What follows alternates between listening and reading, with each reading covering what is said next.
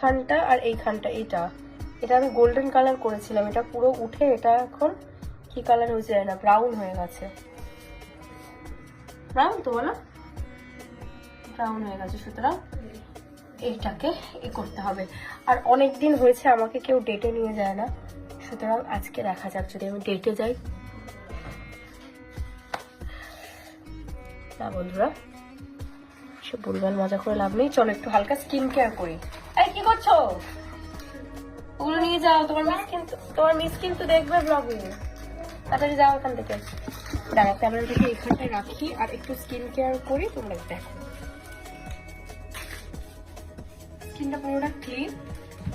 এখন আমি মুখে মাখবো এই ময়শ্চারাইজারটা। কেন আমি এটা মাখছি না তারও কারণ আছে। আর এটা মাখলে মুখটা না মানে অল্প টাইমের জন্য ময়শ্চারাইজ হবে। আমার অত লাইট ময়শ্চারাইজার আমার ভালো লাগে না। আমার এরকম